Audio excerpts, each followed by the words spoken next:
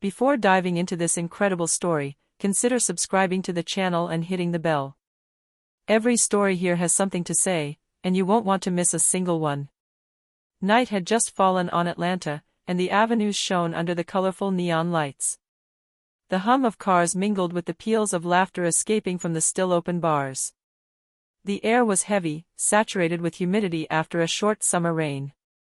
At the turn of a street, a man was walking alone, with a leisurely step. Marcus Johnson, a 42-year-old, successful lawyer, had just left a charity gala held at a luxury hotel. His dark suit was perfectly tailored, and his watch gleamed in the streetlights. His eyes reflected the satisfaction of a successful evening. He had raised funds to finance university scholarships for young people from disadvantaged neighborhoods. But just as he was about to walk to his car parked nearby, the sudden screech of tires shattered the silence. A police car screeched to a halt in front of him. Red and blue flashing lights illuminated the deserted street. 2 officers rushed out.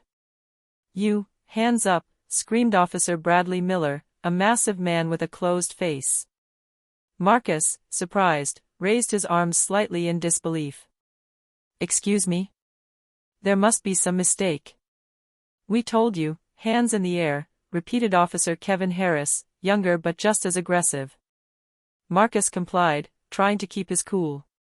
"Gentlemen, I think you are confused." "I am." He didn't have time to finish. In a flash, Miller grabbed him by the arm, slammed him against the police car, and handcuffed him. Pain seared his wrists. "But come on. I didn't do anything," protests Marcus. "That's what the guilty always say." Harris sneered. On the sidewalk across the street, 2 passers-by had stopped. One of them took out his phone and started filming. "Hey! This guy didn't do anything," a woman shouted.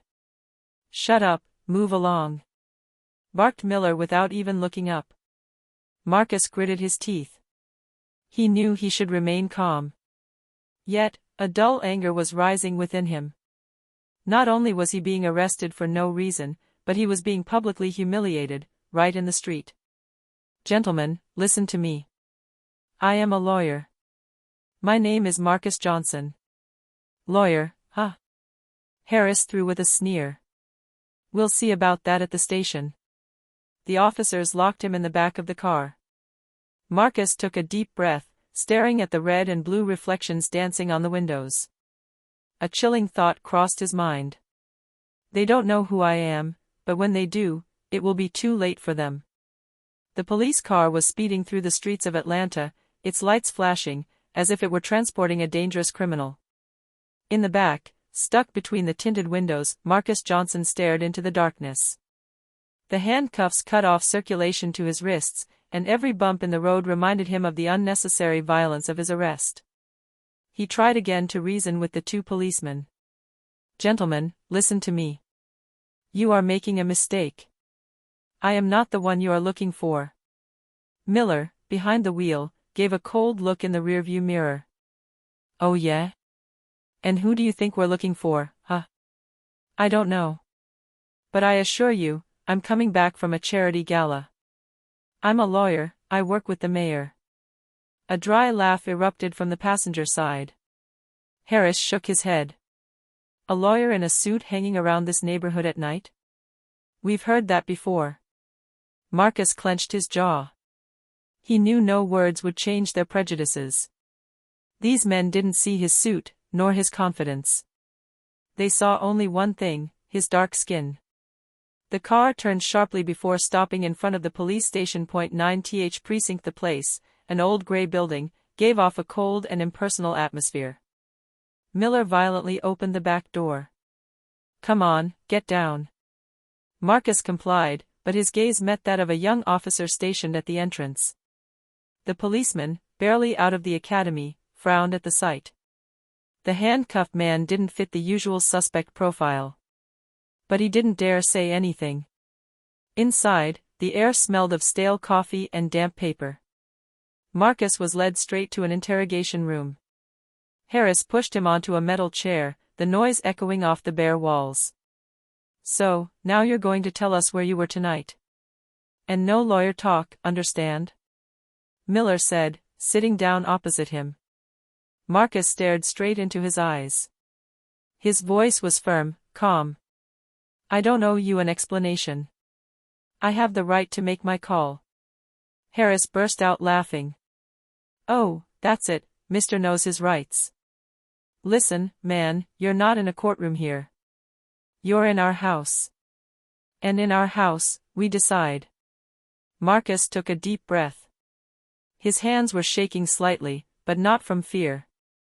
It was cold, controlled anger. He repeated to himself the words his father had instilled in him: dignity is your greatest weapon. You're making a grave mistake, officers. When you find out who I am, it will be too late to turn back. A heavy silence fell over the room. Miller and Harris exchanged a look, half mocking, half worried. Outside, in the lobby of the police station, an experienced sergeant had just arrived. Consulting the register, he would soon notice a name written there that was not unfamiliar to him. Marcus Johnson. Inside the 9th precinct, the usual calm of the night was disturbed by the arrival of Marcus, escorted by the two officers. The main room smelled of stale coffee and yellowed paper. A few officers were writing reports, others talking in hushed voices. But the abrupt entrance of Miller and Harris with a man in a suit and handcuffs immediately attracted attention. The guard sergeant, Tom Reynolds, looked up from his desk. 50-something, with salt and pepper hair and a piercing gaze, he was used to being able to sense when something was wrong. And tonight, his instincts kicked in immediately. What did you bring me now? He asked in a tired voice. Miller immediately replied, sure of himself. Our suspect, Sergeant. Perfect match for the description: black male, 40s, tall, dark suit. He's a perfect match. Reynolds looked Marcus up and down. Everything about his bearing, his posture, his calm but dignified eyes, screamed innocence. Name? Harris pulled a wallet from Marcus's pocket and tossed the ID card onto the desk. Marcus Johnson. Probably a fake name. Reynolds frowned. Johnson, Hein. He murmurs. Marcus, forced into a chair, sat up. His voice was calm and controlled. Sergeant, I ask you to verify my identity. I am an attorney and legal advisor to Mayor Richard Coleman. What these officers are doing is a monumental mistake. A silence fell. A few young recruits in the room exchanged uncertain glances. But Miller burst out laughing. Do you hear that, Tom? Mayor's lawyer. Then why is he hanging around in a dodgy neighborhood at this hour? Marcus answered without raising his voice. I was just coming back from a charity gala at the Grand Hyatt. Everything you say, everything you do, is recorded in this room. You'll regret it. Reynolds tapped his fingers on the desk, visibly troubled. He knew that name. Samuel Johnson, former police chief, had influenced a generation of officers, including him. Could it be that? He stood up abruptly. In the cell. Now. But leave his things with me, he said dryly. Miller and Harris obeyed, a little surprised by his tone. Marcus was led to a small cell at the end of the corridor. The door slammed behind him, the metallic echo resonating in the humid air. Before leaving, Marcus looked Reynolds in the eye. Sergeant. I advise you to do the right thing. You know I'm telling the truth. Reynolds looked away, but his expression betrayed his discomfort. When he opened the wallet again, his suspicions were confirmed. The business card, the impeccable photo, and above all, an official letter signed by the mayor herself. Reynolds felt a shiver run down his spine. He understood immediately. Miller and Harris had just made a mistake that would cost them more than they could have imagined. The cell was small, dark, barely lit by a yellowish light bulb. The air was heavy, almost stifling. Marcus sat on the metal bench attached to the wall. The handcuffs had been removed, but his wrists still bore the red marks of pressure. A few minutes later, the Sergeant Tom Reynolds came back, holding a corded phone in his hand. Johnson, you have a call.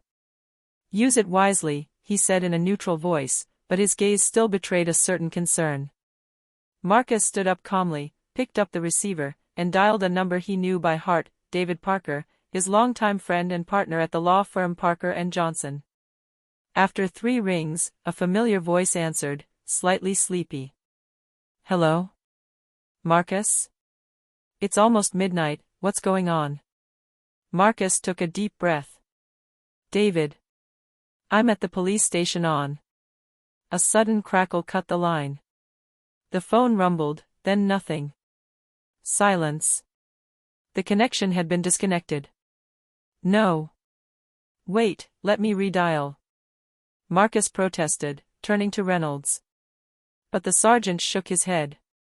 "Only one attempt, Johnson. That's the rule. You know it was sabotage." The line was cut deliberately. Reynolds didn't answer. He picked up the phone and walked out, leaving Marcus alone with his frustration. On the other side of town, David Parker frowned at his still warm receiver. Marcus's voice had sounded panicked for a split second before being drowned out by static. "The police station at, what?" he murmurs. He grabbed his coat, got into his car, and sped off.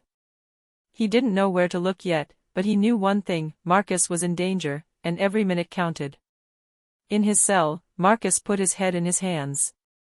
His heart pounding, he realized his call had been for nothing. Worse still, it meant someone at the station had probably voluntarily cut the line. He looked up at the small surveillance camera mounted in the corner. "All right, if it's a game you want, you'll see," think TL. The game was just beginning. While Marcus was pacing in his cell, something was happening outside. The violent arrest, filmed by a young woman from the neighborhood, had already been posted online on Twitter and Facebook. The poor-quality video clearly showed 2 white police officers tackling a black man in a suit, handcuffing him as he calmly repeated, "You're mistaken. I'm a lawyer." Within minutes, the video surpassed the 10,000 views. The comments poured in. "Another black man arrested for nothing. Look how calm he remains, it's shameful. He says he's a lawyer. These cops are finished." The hashtag Justice for Marcus was already beginning to circulate. At the station, Harris and Miller had no idea what was happening on social media. Sitting in the interrogation room, they were still joking among themselves. "Do you really think he's a lawyer?" Harris sneered. "Not even in my dreams. These guys are always making up stories. And look at his attitude, too calm." Miller replied arrogantly. But in a neighboring office, Sergeant Reynolds had just come across the video. A younger colleague, Officer Emily Carter, had approached, phone in hand. "Sergeant, did you see that? It's already viral. And I think that's the man they brought back tonight." Reynolds stared at the screen. There was no doubt about it, it was Marcus Johnson. His heart sank. He knew this story was going to explode like a bomb. "Emily, don't say anything for now. But find me everything you can on this Johnson." For his part, Marcus was still unaware that his arrest had crossed the police station walls. But he had a feeling something was about to change. He sat on the metal bench, staring at the flickering light bulb on the ceiling. "They thought they could humiliate me in silence, but the world will know." Think TL. And outside, the city of Atlanta was already starting to ignite for him. The cell of the 9th precinct was silent, barely disturbed by the hum of an old fluorescent light on the ceiling. Sitting against the cold wall, Marcus rested his head in his hands. Fatigue and anger mingled within him, but he knew he must not give in. It was then that a buried memory resurfaced. His father's, Samuel Johnson, former Atlanta police chief. Marcus saw himself again as a teenager, sitting in the family living room. His father, in impeccable uniform, spoke to him in that deep, firm voice he had never forgotten. "Marcus, never forget, you don't owe respect to your uniform or your job. You owe it to your humanity. If someone ever tries to humiliate you because of the color of your skin, keep your dignity. It's your most powerful weapon." At the time, Marcus had nodded, not really understanding. But tonight, behind these bars, those words took on their full meaning. He closed his eyes. He saw his father emerging from long meetings, tired, sometimes discouraged, but always upright. Samuel Johnson had fought corruption within the police force itself. He had made enemies, but he had earned the respect of thousands of citizens. "Father, if you were still here, you would be furious to see what these men in uniform are doing," thinks Marcus. The sound of footsteps pulled him from his thoughts. Sergeant Reynolds approached the bars, a cup of coffee in his hand. "Johnson. How long have you been a lawyer?" he asked in a neutral voice. Marcus looked up at him. 15 years. I defended victims, innocent people, sometimes even police officers." Reynolds nodded thoughtfully. "Samuel Johnson, does that name mean anything to you?" A flash of emotion crossed Marcus's face. "He was my father." The sergeant stood there frozen for a moment. "Your father was a great man. I served under him as a young recruit." Marcus held her gaze. "So you know what they did to me is a disgrace." Reynolds looked away uncomfortably and left the hallway without a word. Marcus remained alone, but his heart was a little stronger.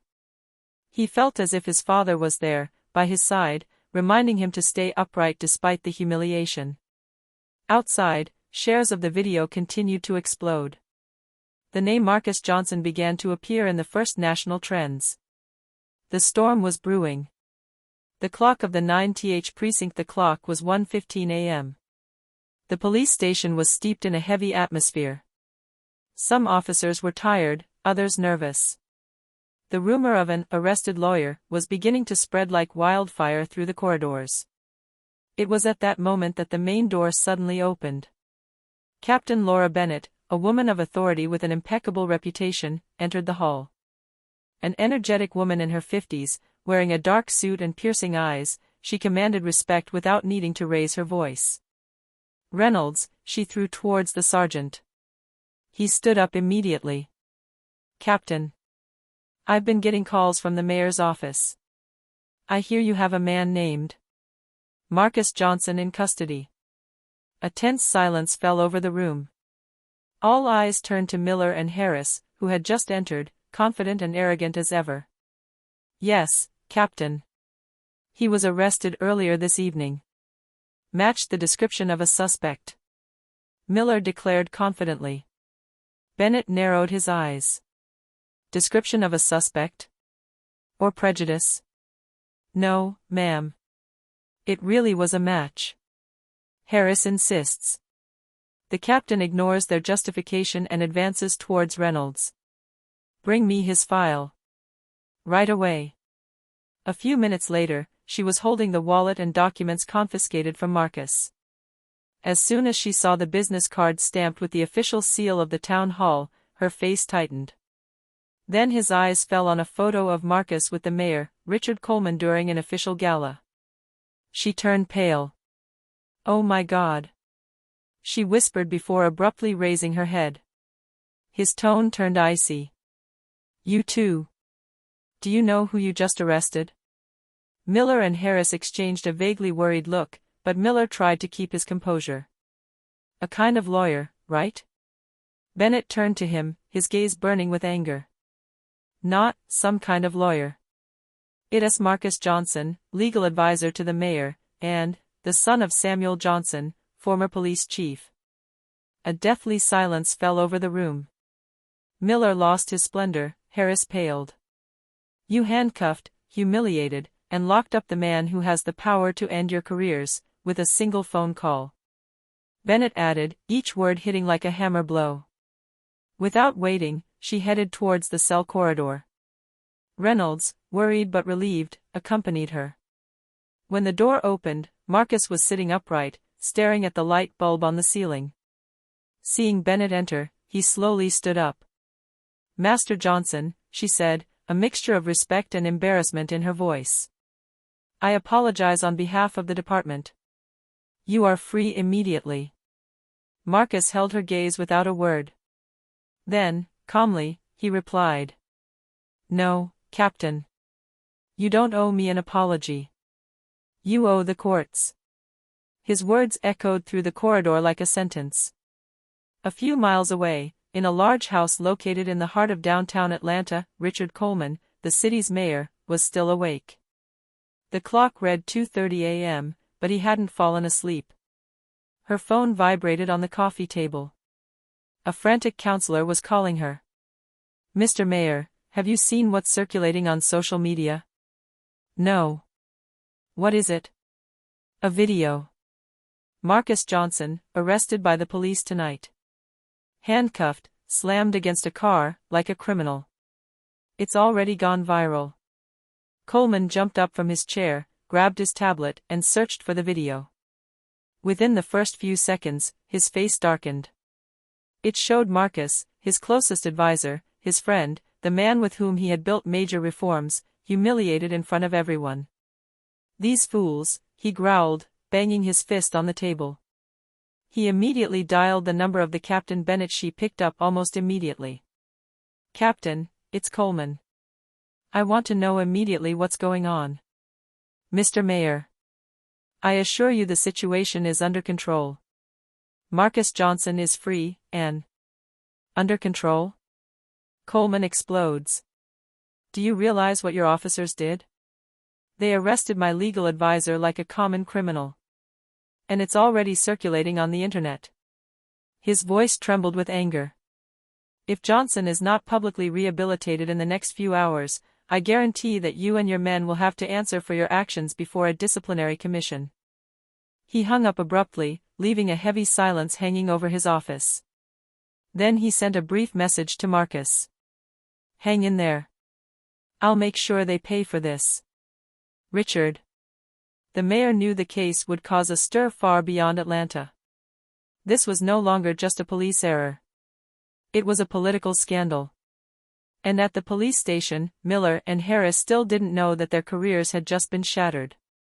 A few hours later, Marcus Johnson finally left the 9th precinct. The automatic doors opened onto the cool night air. The rain had stopped, but the cobblestones still gleamed under the red and blue neon lights of the patrol cars. Miller and Harris stood there, their faces closed, ashamed but still a little arrogant, thinking they could keep up appearances. Marcus walked toward them, calm but straight as a tree, his gaze burning with suppressed anger. Each step echoed on the wet pavement. "Good evening, gentlemen," he began in a cold voice. Miller attempted a nervous smile. "Listen, we can explain." Marcus raised his hand, interrupting him. "Explain? You pinned me against a car, handcuffed me, publicly humiliated me, and you're talking about explanations?" Harris stammered. "It was a mistake, we thought." Marcus took another step forward. "You didn't think anything. You judged based on the color of my skin. Is that your reasoning?" The two policemen looked down. No words could justify their actions. "I'm Marcus Johnson. Attorney, legal counsel to the mayor, son of Samuel Johnson.